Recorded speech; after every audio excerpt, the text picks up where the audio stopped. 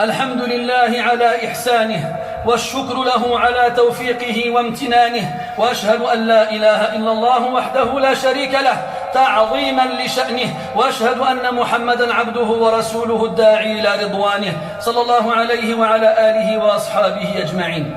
أما بعد, chers musulmans, dans le Coran, Allah nous parle longuement du prophète Moussa alayhi salam et de son peuple. Et dans cette histoire qui nous est contée de nombreuses fois et de nombreuses façons différentes, il y a de nombreuses leçons à tirer. Parmi ces leçons, le passage qui suit la confrontation du prophète Moussa alayhi salam aux sorciers de Pharaon. Après qu'Allah Ta'ala lui ait donné la victoire sur les sorciers, Moussa alayhi salam s'est adressé à son peuple en leur disant: Ya qawmi, ô mon peuple, in kuntum amantum billahi fa alayhi tawakkalu. Si vraiment vous croyez en Allah, alors placez votre confiance en lui. In kuntum muslimin, si vous êtes vraiment soumis. Faqalu ala Allahi tawakkalna. Ils dirent: c'est en Allah que nous plaçons notre confiance. Rabbana la taj'alna fitnatan lil qawmi adh-dhalimin. Ô notre Seigneur, ne fais pas de nous une tentation pour le peuple des injustes. Et sauve-nous par ta miséricorde du peuple des mécréants. Cette invocation a été dite après qu'ils aient assisté à la victoire de Moussa alayhi salam sur les sorciers. Et après avoir assisté à cet événement extraordinaire, la foi s'est accrue et a augmenté dans leur cœur. Alors ils trouvèrent la force de dire qu'ils placèrent leur confiance en Allah subhanahu wa ta'ala. Et ils demandèrent à Allah azza wa jal de ne pas envoyer sur eux les ennemis d'Allah azza wa jal et de leur donner la victoire sur les croyants. Et ainsi, ils croiront qu'ils sont sur la vérité et que les croyants sont dans l'erreur. Donc c'est ça le sens lorsqu'ils disent: ne fais pas de nous une tentation pour le peuple des injustes.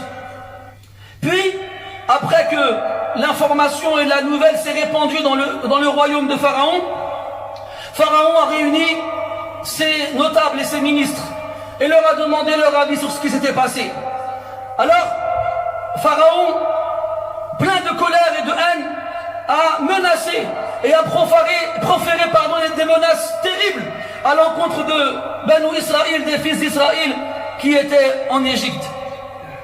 Allah Ta'ala nous dit dans le Coran: وقال الملأ من قوم فرعون أتذر موسى وقومه ليفسدوا في الأرض ويذرك وآلهتك. Les notables du peuple de Pharaon dirent: vas-tu laisser Moussa et son peuple semer le désordre sur terre et te délaisser toi ainsi que tes dieux? Pharaon répondit: سنقتل أبناءهم. Nous allons massacrer leurs enfants, leurs fils. Et nous laisserons leurs femmes vivantes. Et c'est nous qui aurons le dessus sur eux définitivement. Après que la menace ait été proférée, Moussa alayhi salam s'adresse à son peuple et il leur dit: Moussa dit alors à son peuple: recherchez l'aide d'Allah et faites preuve de patience, endurez et supportez. Ils répondirent: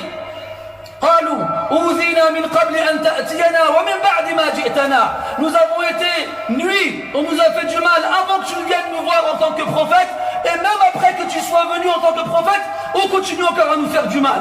Ça y est, l'élan de foi qui avait pris leur cœur après qu'ils aient assisté à la victoire de Moussa sur les sorciers s'en est allé comme la fumée s'évapore dans les airs.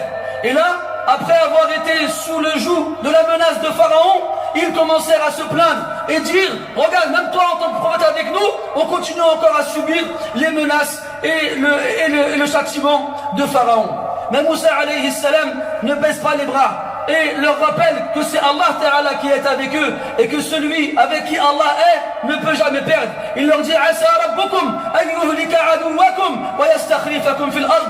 Il est très probable, et encore c'est une mauvaise traduction, parce que Asa min Allahi wajibah kama qala Ibn Abbas, certes et obligatoirement, Allah Ta'ala anéantira votre ennemi et il vous donnera la succession sur terre. Fayanzura kayfa ta'malun. Et ainsi, il regardera comment vous agirez.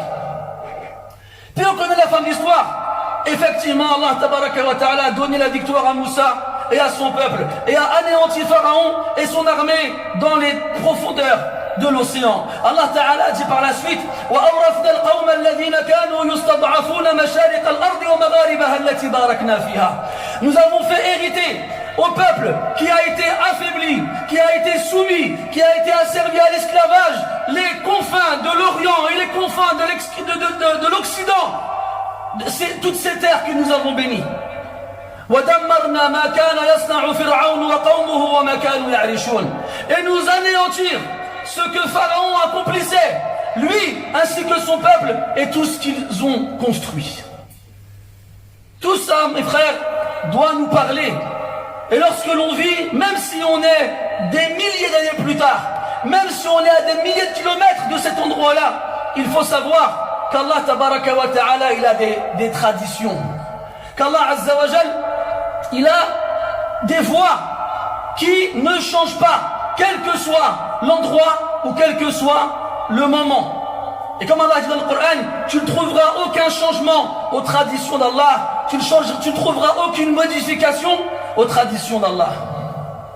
Et parmi ces traditions qui ne changent pas, cette bataille qui a toujours lieu entre les gens, les partisans de la vérité et les partisans du faux. Depuis toujours, depuis qu'Allah Ta'ala a fait descendre les livres et a envoyé les prophètes et les messagers, il y en a qui croient en eux, qui les suivent et qui leur obéissent, et il y en a qui ne croient pas en eux, qui les repoussent et qui leur désobéissent. Et depuis toujours, il y a cette bataille entre les gens de la vérité et les gens du faux. Et toujours à la fin, Allah Ta'ala donne la victoire à ceux qui ont suivi les prophètes et les messagers, ceux qui ont cru en lui et se sont soumis et ont obéi. Et ça aussi, ça fait partie des traditions d'Allah subhanahu wa ta'ala dans la création. Allah dit dans le Coran, وَمَنْ أَصْدَقُ مِنَ اللَّهِ قِيلًا. Qui est plus véridique qu'Allah dans sa parole? Qui est plus véridique qu'Allah dans les mots qu'il emploie? Et parmi justement les moyens qui permettent aux croyants d'obtenir la victoire sur celui qui lui veut du mal, sur celui qui veut lui faire du tort, le fait de s'armer de patience, le fait d'être endurant et de supporter les nuisances que l'on subit en tant que croyant. Allah dit dans le Coran, La tublawunna fi amwalikum wa anfusikum. Certes, vous serez éprouvés dans vos biens et dans vos personnes. وَلَتَسْمَعُنَّ مِنَ الَّذِينَ أُوتُوا الْكِتَابَ مِنْ قَبْلِكُمْ وَمِنَ الَّذِينَ أَشْرَكُوا أَذًى كَثِيرًا. Et assurément, vous allez entendre de la part des gens du livre avant vous et des associateurs beaucoup de nuisances. Ils vont vous agresser verbalement et ils vont vous dire et vous faire entendre des choses que vous ne supporterez pas. وَإِن تَصْبِرُوا وَتَتَّقُوا فَإِنَّ ذَلِكَ مِنْ عَزْمِ الْأُمُورِ.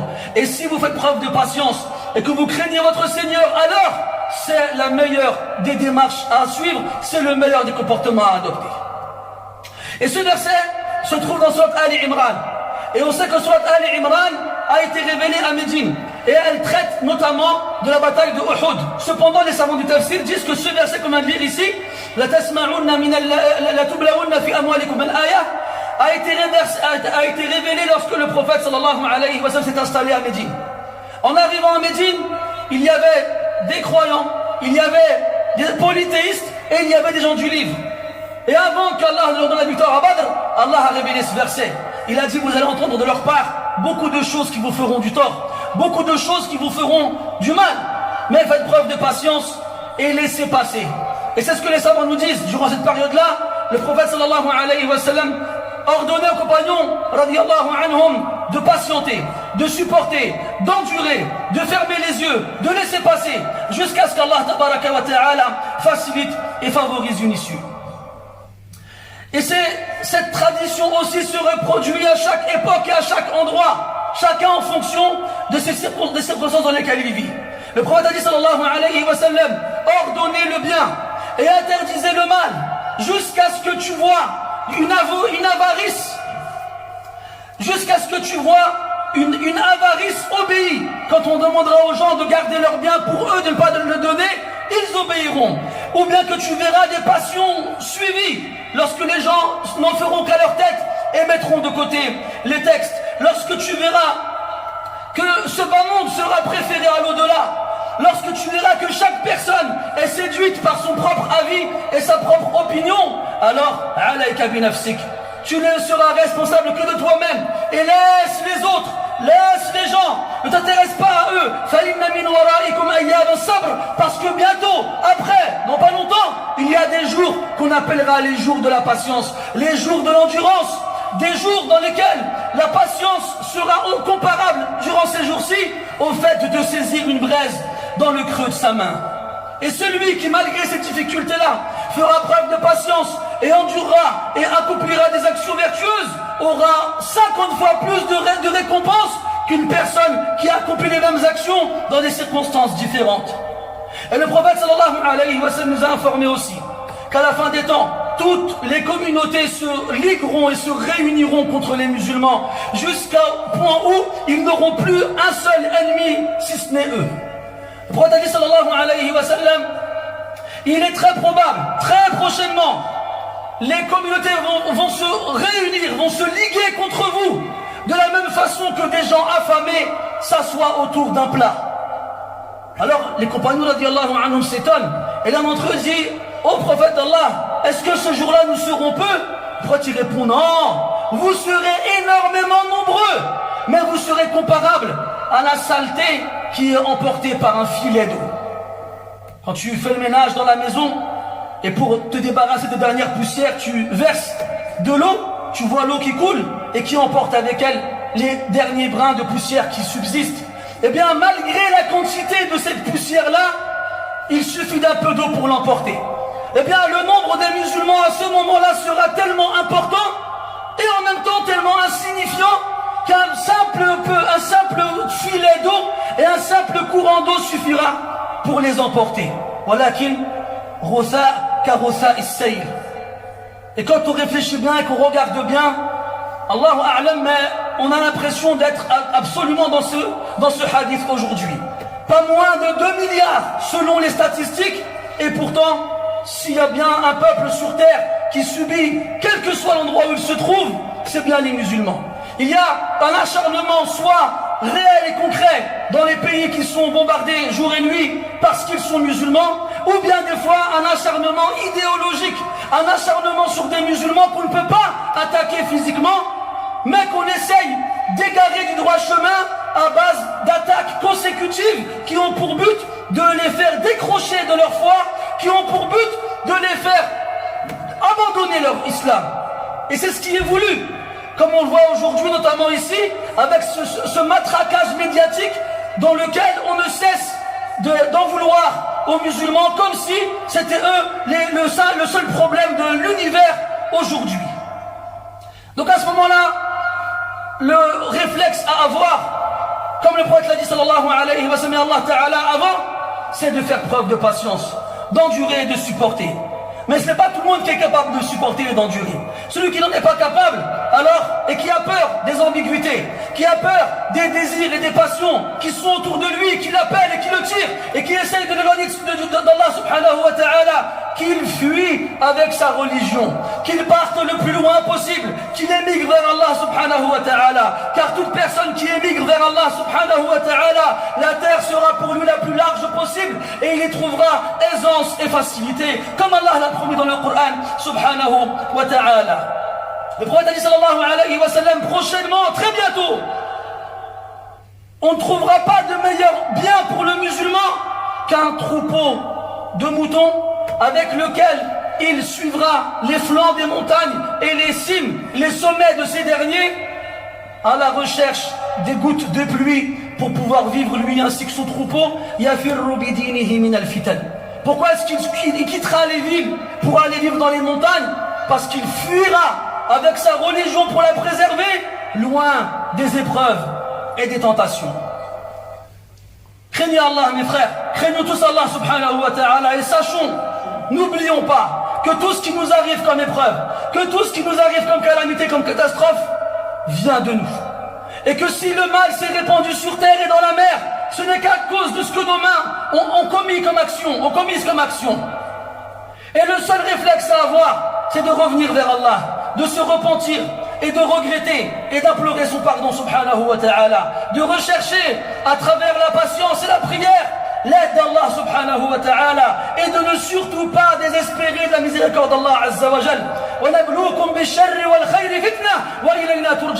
C'est par le bien et par le mal que nous vous éprouvons, et c'est vers nous que vous reviendrez. Craignez Allah subhanahu wa ta'ala et ressentez cette étrangeté par laquelle vous avez été éprouvés. Cette étrangeté qui fait que vous êtes seul au milieu des gens, comme étant un fou, comme étant quelqu'un qui n'était pas parmi eux, qui n'est pas reconnu comme étant l'un des leurs, même s'il a toujours vécu parmi eux, même s'il est connu par tout le monde, on le pointe du doigt et on le fait passer pour l'étranger, pour la personne qui n'a rien à faire ici.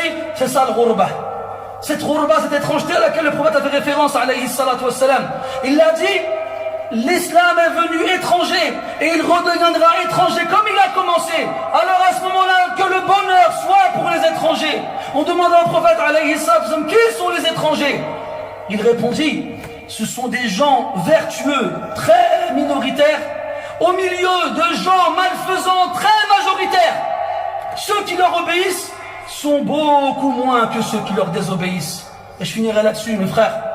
Celui qui aujourd'hui ne se sent pas étranger dans cette circonstance-là, qu'on soit en France ou qu'on soit ailleurs, qu'il se remette en question.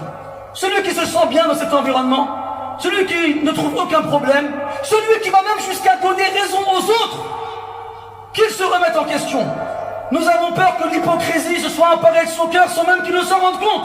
Et quand Allah Ta'ala parle de l'hypocrite, soit il le décrit directement comme étant un hypocrite, soit il dit alladhina fi qulubihim marad, ceux qui ont dans leur cœur une maladie. Et la pire des maladies, c'est celle qui te mange de l'intérieur sans même que tu t'en rendes compte. Combien on a entendu autour de nous des gens, ils pensaient que tout allait bien, ils travaillaient, faisaient leurs courses, sortaient, ils rigolaient. Un jour, ils se sont rendus chez le médecin pour une visite de routine et le médecin trouve un truc qui va pas. Alors il veut faire des tests et là qu'est-ce qu'il trouve? Un cancer en phase terminale. Puis il le regarde dans les yeux et il lui dit monsieur, il ne vous reste plus que quelques jours à vivre. Et là, son monde il s'effondre et il pensait qu'il avait encore de nombreuses années devant lui. Et quelques jours plus tard, on l'amène à la mosquée pour prier sur lui. Et de la même façon, mes frères, les cœurs sont touchés par des maladies, et les pires d'entre elles sont celles qui nous mangent de l'intérieur jusqu'à nous tuer, alors qu'on ne s'en rend même pas compte et qu'on croit que tout va bien. Celui qui pense que tout va bien, il a un énorme problème dans son cœur, et qu'il retourne vers Allah subhanahu wa ta'ala. نسأل الله تبارك وتعالى أن يصلح أحوالنا. نسأل الله عز وجل أن يصبرنا على البلاء، وأن يجعلنا عند البلاء من الصابرين، وعند النعماء من الشاكرين. اللهم اجعلنا ممن يقبض دينه ولو كان مثل قبضه على الجمر، واجعلنا ممن يأمر بالمعروف بين أناس سوء كثيرين، واجعلنا يا رب العالمين من الغرباء الذين وعدت لهم بطوبى وبالجنة يا رب العالمين. اللهم اغفر للمسلمين والمسلمات والمؤمنين والمؤمنات الأحياء منهم والأموات، إنك سميع قريب مجيب الدعوات. اللهم اجعلنا من الصابرين، اللهم اجعلنا من الشاكرين، اللهم اجعلنا من المحسنين. اللهم أعن إخواننا المضطهدين في كل مكان يا رب العالمين. اللهم أعز الإسلام والمسلمين، اللهم أعز الإسلام والمسلمين، وانصر من نصر الدين، واخذل من خذل المسلمين، وأعذنا من النفاق والمنافقين يا رب العالمين. سبحانك اللهم وبحمدك أشهد أن لا إله إلا أنت، نستغفرك ونتوب إليك. وصلى الله على نبينا محمد وعلى آله وأصحابه أجمعين، والحمد لله رب العالمين. وقوموا إلى صلاتكم يرحمكم الله.